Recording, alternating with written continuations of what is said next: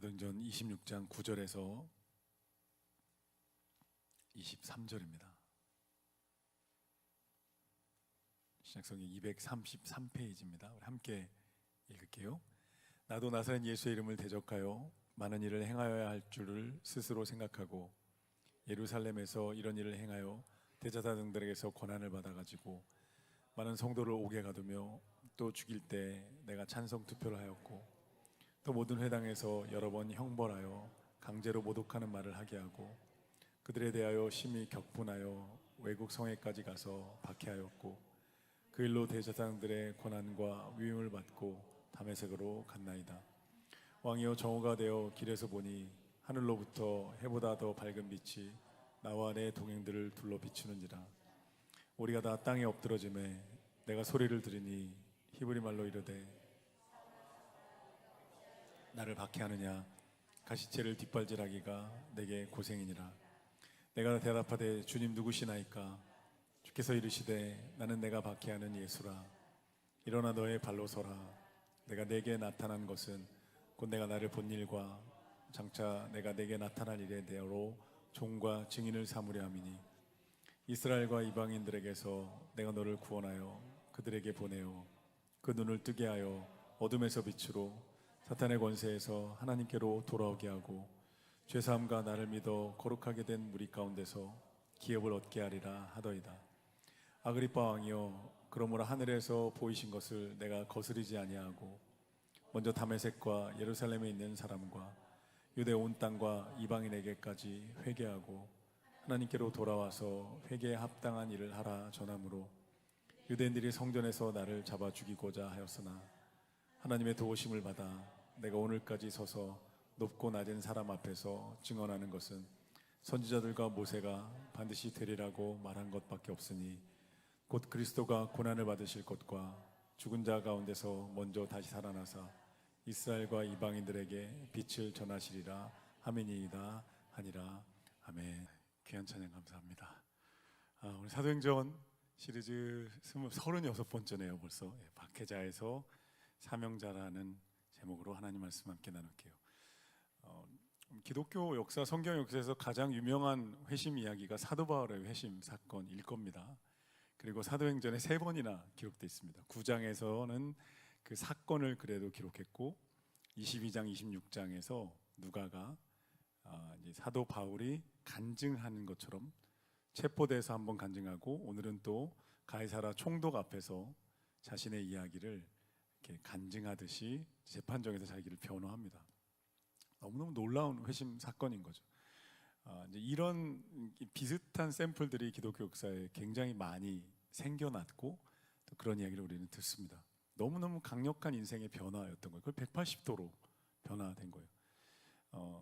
교회를 안 다니고 떠나 있다 돌아온 게 아니고 교회를 박해하던 사울이 교회를 세우고 복음을 전파하는 사명자로 바뀐 사건이었습니다. 너무너무 놀라운 사건이죠. 우리 사도행전 시리즈에서 벌써 9장에서 한번 설교하고 그리고 22장에서 한번 설교해서 3번째 이 본문을 제가 대하면서 가만히 이렇게 읽으면서 하나님 똑같은 본문인데 넘어갈까요? 하다가 제가 가만히 묵상하는데 3번째 본문을 딱 만났는데 하나님이 어떤 마음을 주셨냐면 바울 말고 하나님에 대해서 한번 묵상해봐라 이런 마음 주셨어요. 하나님, 이 바울을 다가가시는 하나님에 대해서 한번 이렇게 묵상하면서 성경 전체나 이런 흐름들을 이렇게 가만히 성경 본문을 이렇게 본 거예요. 사울이 바울이 되는 이 놀라운 변화가 이 바울이라는 한 사람의 결단 때문이 아니었다는 거예요. 그리고 바울이 도덕적 각성이나 어떤 충격에 의해서 변화된 게 전혀 아니었고 완전히 전적으로 하나님의 주권적이고 하나님의 포기하지 않는 은혜 때문이었다는 거예요. 할렐루야. 은혜였다는 거예요. 이 바울이라는 사람이 어떤 사람이 오늘 본문에 보시면요 9절부터면 예수 이름을 대적했고 10절에 죽일 때 찬성, 스데반 죽일 때 찬성했고 11절 끝에 보면 심히 격분했다고 표현하거든요. 이 격분이라는 단어가 헬라어 원어로 보면 어떤 단어냐면 야생 멧돼지가 흥분해가지고 나무를 들이받을 때 씩씩거릴 때 이런 표현을 쓴대요. 그러니까 바울이 교회를 향해서, 그리스도를 향해서 이 정도로 막 씩씩대면서 죽여야 되겠다. 격분이라는 한국말로 격렬하게 분노했다는 뜻이잖아요. 이런 사람이었습니다. 근데 그가 교회를 세우는 선교사로, 복음을 전파하는 사람으로 변화됐어요. 바울의 결단이 아니었다는 거예요. 하나님의 전적인 은혜, 박해자일지라도 포기하지 않으셨던 하나님의 은혜가 사도 바울을 완전히 변화시켰고 완전히 회복시켰습니다. 놀라운 회심의 사건인 거죠. 어느 날 이렇게 다메섹으로 가다가, 이제 신명기의 11절에 이제 권한을 받아 우리가 다 아는 이야기죠. 다메섹으로 가다가 13절에 정오의 빛이 임하면서 예수님의 음성이 사울아 왜 나를 핍박하느냐 이렇게 말씀해요.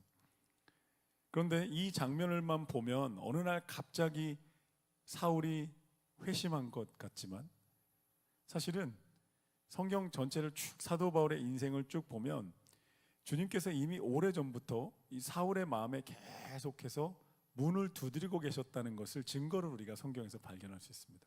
학자들은 한 3가지 정도를 추측하는데요. 첫째는 예수님이라는 존재에 대한 질문이 바울 안에 있었다는 거예요. 비슷한 연령대입니다, 예수님하고. 그리고 활동할 때 저쪽 갈릴리 쪽에서 예수님의 이야기를 분명히 봤을 거고 들었을 거고, 어떤 랍비가 나타나서 새로운 이야기를 가르친다, 반발은 있었지만 예수라는 존재에 대해서 듣고 있었다는 거예요, 하나는. 두 번째는 사도행전 7장에 보면 스데반이 순교하는 장면에 사람들이 이 바울 앞에 옷을 벗어놓습니다. 이게 굉장한 리더였다는 거예요, 주동자라는 거예요. 그래서 옷을 벗어놓고 가서 돌을 던집니다. 그때 사울이 그 앞에서 스데반이 죽어가는 모습을 그대로 목격합니다. 돌에 맞아서 죽어가는데 스데반의 얼굴이 천사처럼 빛났었고, 사람들을 원망하기보다는 주님, 하나님, 저 돌 던지는 사람을 용서해 주십시오라고 말하면서 하늘의 영광을 보면서 죽어가는 그 모습에 충격을, 죄인이라면 저럴 수 없는데, 구약 성경을 통틀어 보면 하나님을 아는 사람이라는 걸 바울은 너무너무 잘 알았어요. 그것도 새겨졌다는 거예요. 세 번째는 로마서 7장에 보면 사도 바울이 굉장히 내면의 갈등이 있었다는 거예요.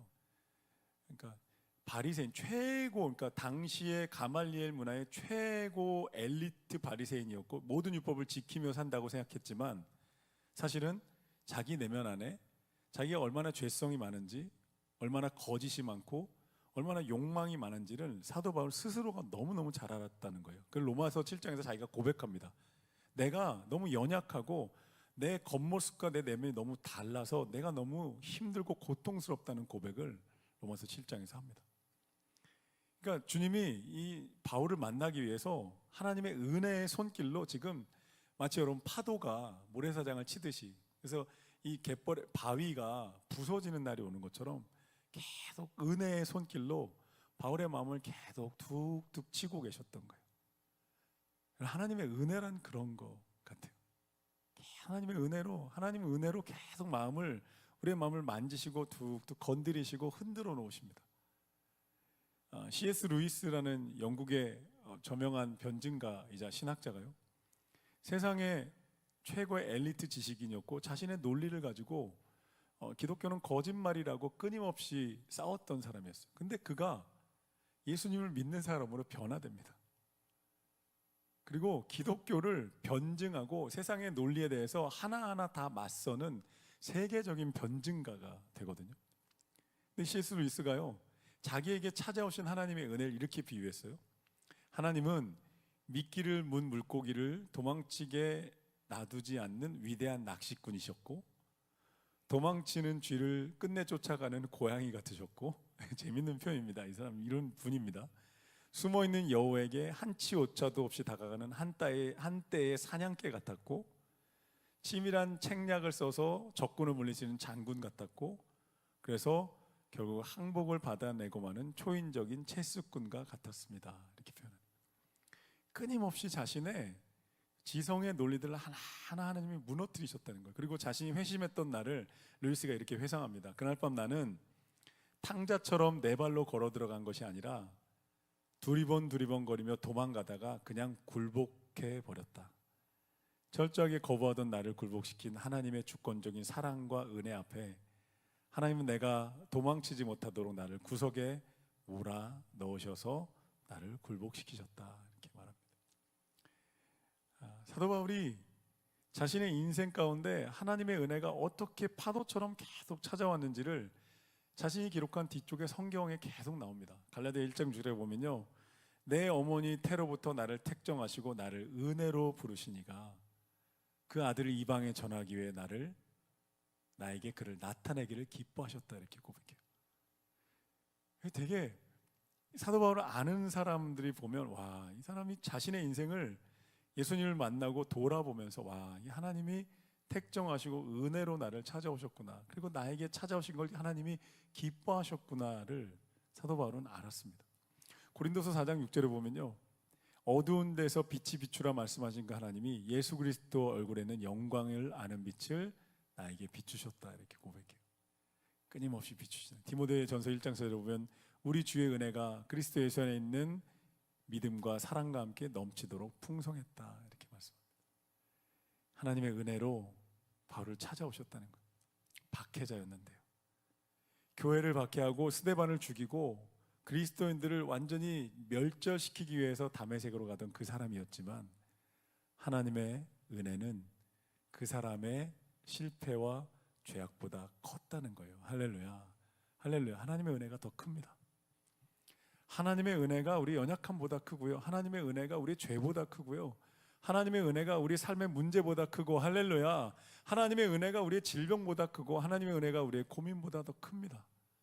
그 은혜 때문에 우리가 살아가는 거고요, 은혜 없이 하루도 살 수 없다고 고백하는 순간에, 은혜 없이 나는 살 수 없는 존재입니다고 고백하는 순간에 우리의 심령이 강건해집니다. 이런 게 되게 신비입니다. 아이러니예요.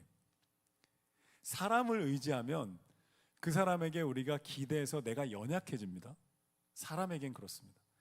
하나님께 의지하면요, 내가 강건해집니다. 할렐루야. 이게 은혜의 신비입니다. 왜 그러냐면 하나님의 은혜라는 건 내가 기대는 나무가 아니라 내 인생의 뿌리로 작동하기 때문에 그래요. 내가 은혜 안에 변하지 않는, 훼손되지 않는, 전혀 취소되지 않는 진짜 하나님의 확정된 은혜 안에 내가 서 있다는 걸 아는 순간에 그만큼 굳건한 반석이 어디 있어요? 한번 상상해 보십시오. 사람을 의지하고 상황을 의지하고 뭐 돈을 의지하고 권력을 의지할 때 이것이 얼마나 나를 쉽게 배반하는지 우리 다 알죠. 다 경험해 보잖아요. 얼마나 취약해요. 그런데 하나님의 은혜라는 것은 1도 손생하지 않고 줄어들지 않고 굳건한, 영원토록 굳건한 것이기 때문에 그 은혜 위에 서면, 그 은혜를 의지하기 시작하면 여러분, 내 인생은 흔들리지 않는 반석 위에, 영원한 뿌리 위에 세워지게 되는 줄로 믿습니다. 그래서 은혜 안에 강하다는 성경의 표현이 그런 거예요. 은혜 안에 강하다는 것은 하나님의 무한하시고 변치 않은 은혜가 내 삶에 공급되면서 우리가 강건해진다는 걸 의미하는 거예요. 하나님이 그 은혜로 이 사도 바울을 찾아가셔서 이 사람을 바꿔놓습니다.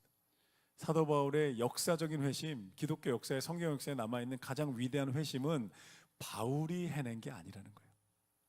하나님이 하는 것보다 똑같은 원리로 우리 삶 가운데도 우리 삶에 우리의 실패나 연약함보다 하나님의 은혜가 크고, 내가 맞닥뜨려 있는 문제보다, 내가 맞닥뜨려 있는 나의 연약함보다 하나님의 은혜가 더 크다는 거예요. 할렐루야. 믿으십니까? 믿음이 이깁니다. 그럼 믿음으로 승리하는 거예요. 믿음이란 로마서 4장, 지금 새벽에 우리가 큐티로 로마서 말씀을 묵상하고 있는데, 믿음의 실체가 뭐냐면 하나님의 약속이라는 거예요. 하나님의 성품이라는 거예요.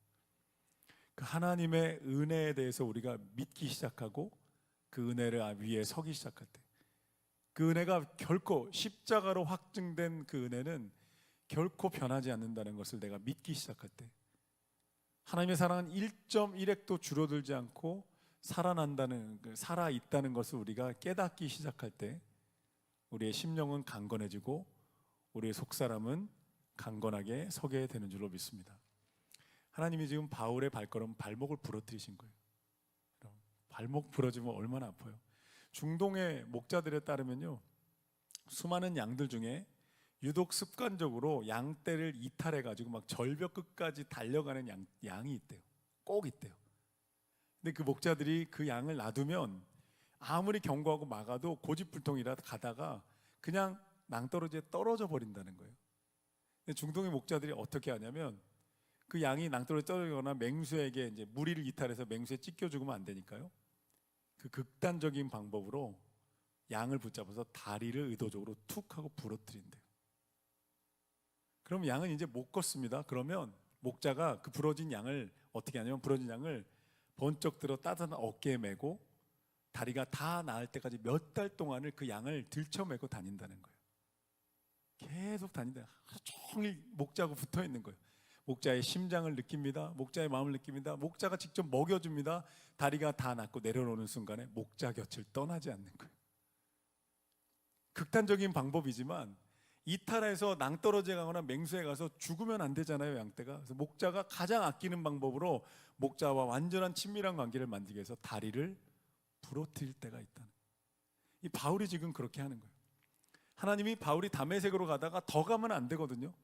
스데반도 죽였죠. 수많은 그리스도인 죽였죠. 교회 핍박 더 가면 안 되니까 하나님이 여기서 어떻게 해요? 발목이 아니라 눈을 멀게 하죠. 멈춰 세우시는 거예요. 여러분, 멈춰 세우시는 하나님의 은혜가 있습니다. 하나님이 방치하지 않고요.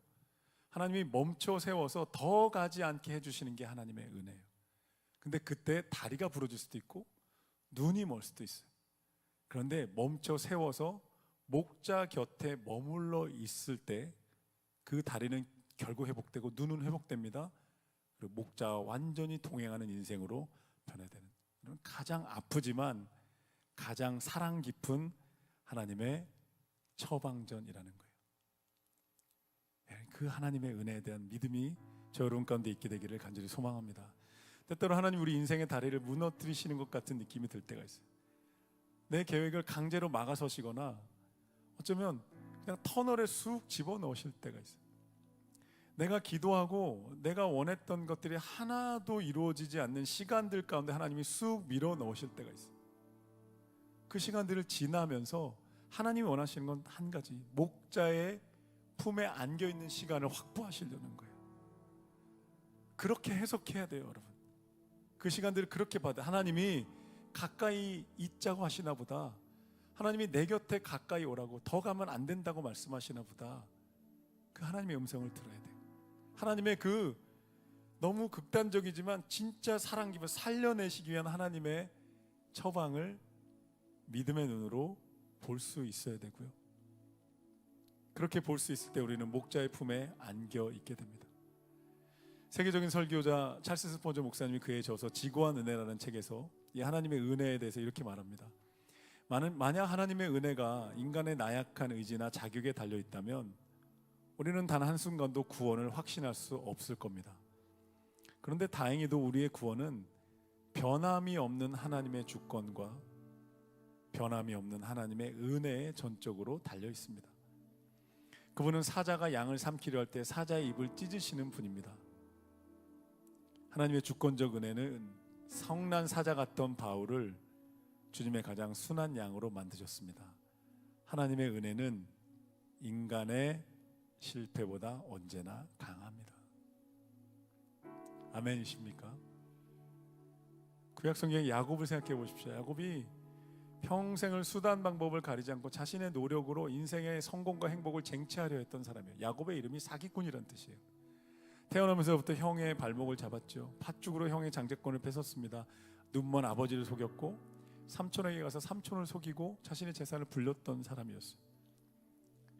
근데 그 야곱이요, 베델에서 차가운 돌베개를 베고 잘 때 하나님이 찾아오셨고요, 집으로 돌아온 길에 야복강에서 도저히 못 건너서 두려움에 사로잡혔을 때 찾아오셨고요, 야곱이 해도 안 되니까 그의 환도뼈를 쳐서 이스라엘로 바꾸셔서, 이스라엘은 하나님과 동행하는 자, 하나님과 겨루어 이긴 자라는 뜻이에요.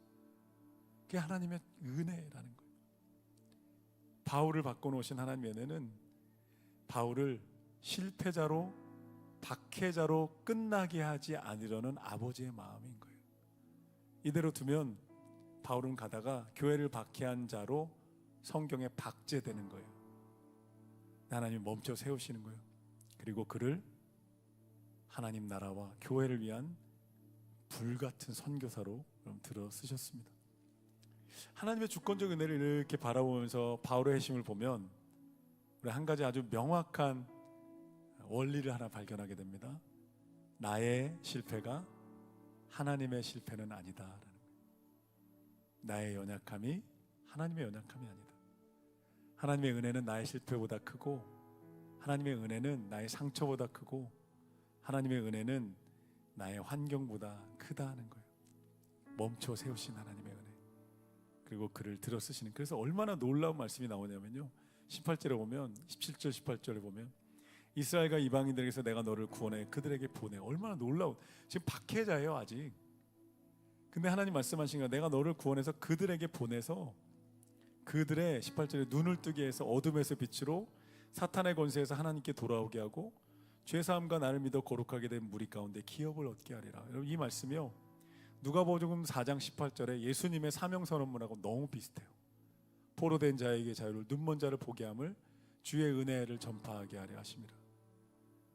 그래서 여러분, 성경에요, 예수님의 복음서 다음에 예수의 길을 따라갔던 대표적인 인물의 신약 성경의 대표 인물은 바울입니다. 너무 놀랍지 않나요? 수제자도 있고요, 형제 야고보도 있고 요한도 있었습니다.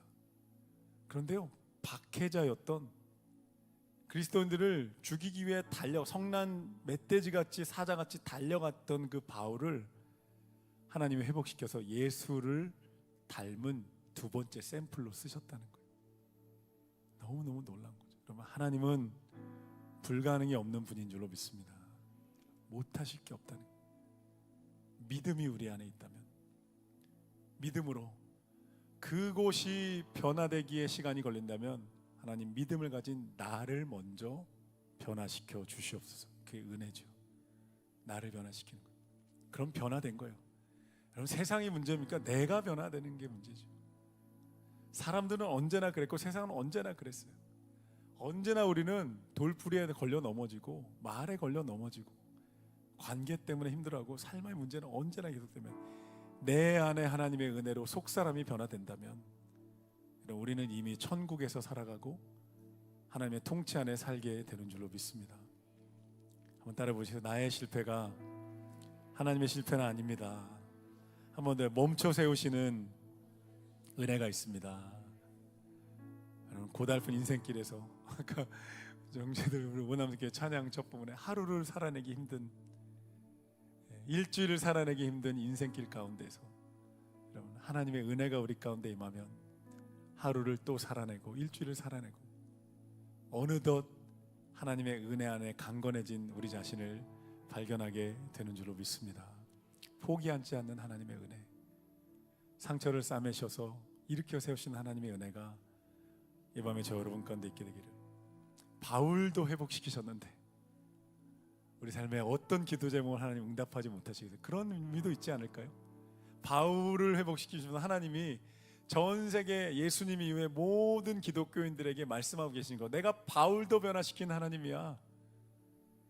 내가 이 박해자도 위대한 선교사로 들어쓴 하나님이야. 내게 능치 못한 일이 있겠느냐, 할렐루야, 물으시는 거 아닐까요? 홍해를 가르시면서 내가 홍해도 가른 하나님이야. 여리고성 무너뜨리면 내가 여리고도 무너뜨리는 하나님이야. 내가 광야에서 먹이고 살린 하나님이야. 성경의 의미가 그런 거잖아요. 내가 그런 하나님이야. 그러니까 너희도 그 하나님인 나를 따라오지 않겠니? 라고 하나님 초청하시는 거예요. 여러분, 그 하나님께 오늘 밤 나아가 은혜에 푹 잠기게 되기를 예수님의 이름으로 축복합니다.